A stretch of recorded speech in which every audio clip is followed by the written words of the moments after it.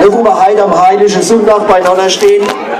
Wir haben ja am Freitag schon mal gespielt gehabt, zu Beginn des Wochenendes, und am Anfang vom Wochenende muss mancher an seine, weil man ja auch 3, 4, 5 Tage schaffen war, muss man dann natürlich, wenn das Wochenende frisch ist, an seine Work-Drink-Balance arbeiten. Das ist logisch, lauter dehydrierte Gestalten, die die Welt nicht weiterbringen. Von daher wünsche ich euch mal von ganzem Herzen einen ausgeruhten Dost, auch noch zum Sonntag. Und für die, die denken, sie hätten vielleicht die letzte Woche nicht alles richtig gemacht, wie sie gehesen worden sind, und manchen zwickt es, ne? Weil es sind wenig Völker, die Arbeit zur Kultur erhoben wie die Deutsche, und er hat nur das begriffen, wie es Arbeitserzieher war, ne? Und ich kann mir also mehr verinnerlichen kann ich den Geist und das Wesen des Deutschseins, nichts wie er, und als Arbeitserzieher steht er dann auch vor Leuten, die sich nicht sicher sind, dass sie alles richtig gemacht haben, und sagt folgende Worte, mit denen ich euch heute noch für den Rest der letzten Woche Absolution erteilen kann. Es gibt Tage, kannst mir glauben, kennt man mich auf Arbeit tragen. Du hast morgens schon keine Kraft und bis abends noch nichts geschafft. Doch selbst an Tagen so wie diesen kriegt ihr Geld als Überwiese. Dann glaubt man, das gibt uns Kraft. Wer so viel Geld kriegt oder auch geschafft. Ihr seht, der Glaube gibt uns Kraft. Amen, jawohl.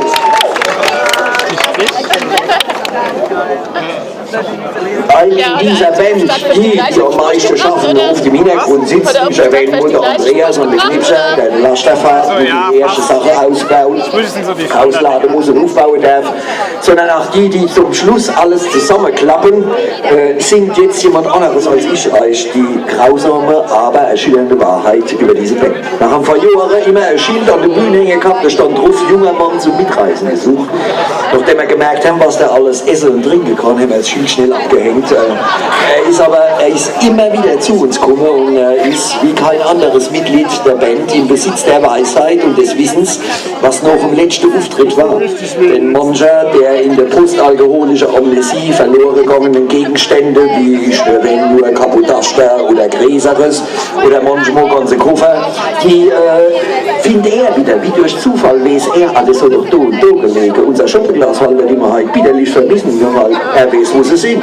Die waren noch im Stroh und fest in der Wollkiste und nicht in der Hardware-Tasche, wo sie hingehört hätten, seht ihr. Das macht ihn so wichtig und setzt ihn wie soll ich sagen, an einmalige Stelle. Natürlich hat sein Alltag in dieser Band eine harte Stunde, wie zum Beispiel er noch 2 Wochen nach dem letzten Auftritt im Sommer im Roman sein Gitarrenkoffer aufmacht und da drin den Leberfrost vom letzten Konzert findet. Ich zitiere mal wörtlich, das ist doch eklig, mein Andreas. Ja. Deswegen ist auch ein bisschen der Lack ab am Roman seine Gitarre, aber so ist die Leberwurst. Und jetzt singt er euch schonungslos die Wahrheit über diese Band. Lässt nicht so an euch dran oder kauft euch noch was zu trinken. Unser Roadie.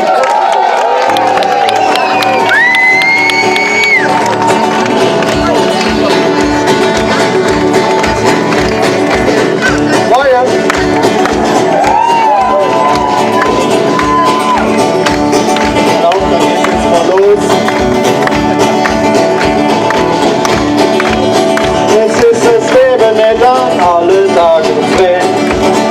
Ich war mein Erbelohner, manches andere Leben. Doch ist zum Klickweibes, nein, ist nicht so spät. Und ich hab lieber nicht geglaubt, wie schnell es geht. Ich war schon in die Schule, viele in den Pass. Als bisschen nichts Besonderes und es war kein Spaß. Das schlimm war heute beim Fußballspielen, war ich das Prozent von viele. Doch halt kommen sie, der rennt auf mich nach Hilfe kennt. Ich sag Roadie bei de Giddarischde. Nur wenn ich Geld und ist alles Schichte. Doch was kaputt ist, muss er rennen und es richten.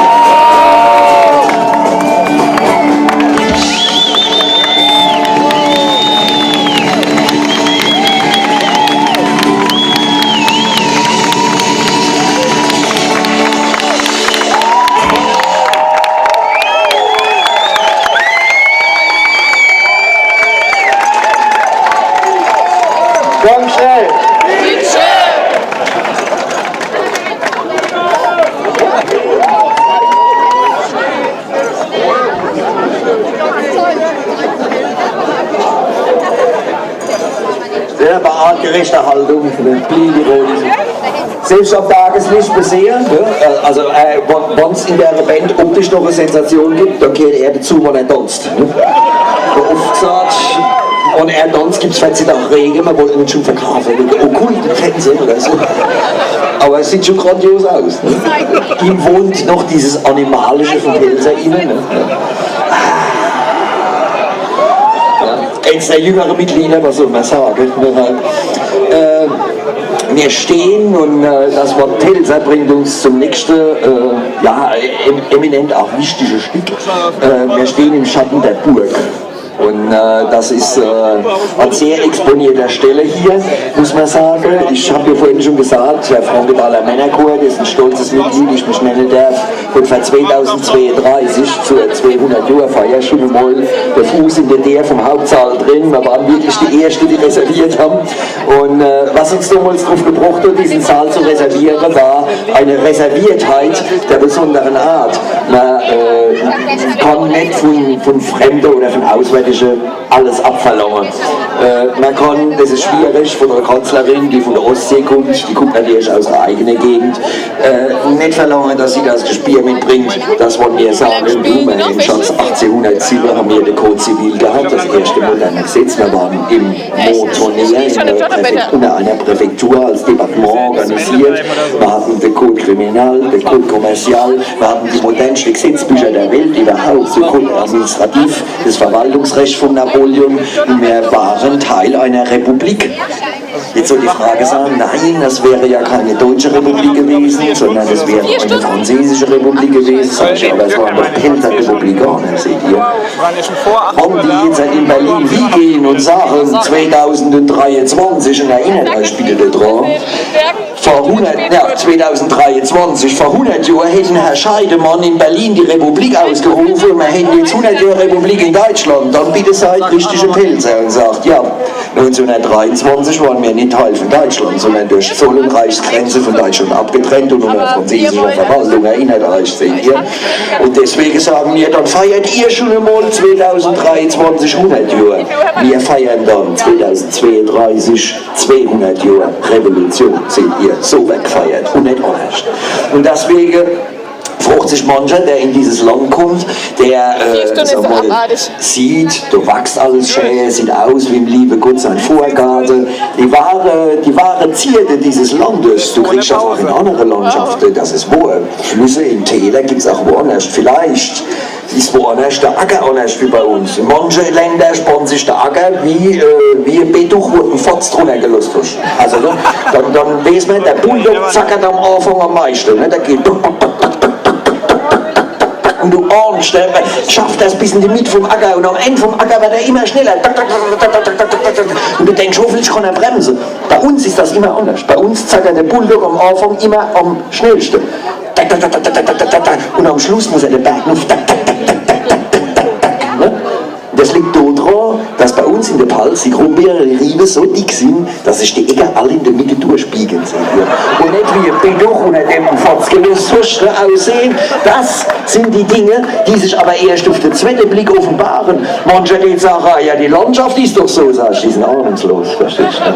Die haben nie mit der Hand 20 cm unter den Boden gegraben. Dann stehen die Kronbeere Finne wie ein woanders Melone, seht ihr. Oder Trauben, das wie ein woanders Persching. Was soll ich dann sagen? Sie müssen selber gucken. Und selbst wenn sie gucken, gucken ist nicht sehen. Ja? Sie haben immer noch nicht gesehen, wenn sie gucken. Und manche, der von außen daherkommt, sagen, ach, was ein schönes Land. Dabei hat er das Wichtigste nicht gesehen.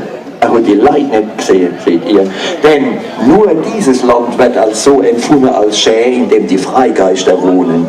In dem du nicht unter den Tisch ans Bein treten kriegst oder leise pispeln musst. In dem du über alles und jedes reden darfst. In dem frei eine Rede geführt wird. Ein Land, über das die Bayern schrieben, ja, die Pelzer, die gaffen wie die Affen.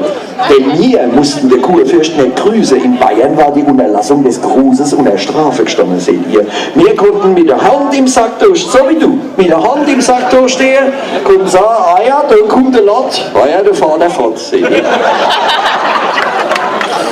Und nicht es zu machen war wichtig, sondern es zu dürfen war wichtig. Das war uns wichtig und war uns manche Revolution wert. Und selbst an Herr Siebenpfeifer, der ja in Freiburg geboren und als bayerischer Ministerialbeamter von Bayern in die Palz geschickt worden ist, und nur 1,5 Jahre gebraucht, bis er selber der größte Revoluzer war. Im Vierteljahreszyklus Zeitungen rausgegeben, wo die sofort wieder zensiert und verboten worden sind. Er war vom Freigeist der Pilze angesteckt, seht ihr. Und dieser Geist wohnt uns halt noch inne. Und so, wenn ich wie mir ein goldenes Schallblatt im Studio oder wir haben ja kein Proberaum, wo wir die Proben im Wohnzimmer hängen, seht ihr. Wir wissen nicht, wo wir hier sollen. Aber so, wenn ich wie mir ein goldenes Schallblatt hänge, so sicher hängt an dieser Wand eine Unerlassungsklage von vor 7 Jahren.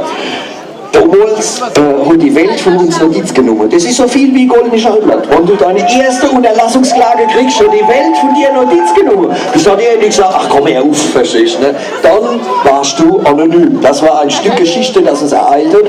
Und deswegen hängt diese Unerlassungsklage heute noch an der Wand. Mit der steht von einer Justiziarin, also nicht vom UNESCO-Weltkulturerbeausschuss, sondern vom Saarländischen Rundfunk, ging es damals um unser Ding. Und wir haben dann auch brav gesagt, nee, wir benutzen den Begriff nicht mehr, die haben ein Jugendmagazin, das hieß so, wir haben schon gar nicht gewusst, dass die Radio nicht im Salon, aber egal. Und wir haben dann dieser Justiziarin, haben wir dann ins Studio geschrieben, sehr geehrte Frau Wüst, so hieß die, Sonja Wüst, schon seit Generationen haben Leute, die hier wohnen, mehr als andere Nationen Ärger mit Konventionen, doch ein Fremder, der denkt, dass die Pilze am Ende selber Schuld drauf wären, kann er ganz schnell belegen. Danke. Zack. Ne?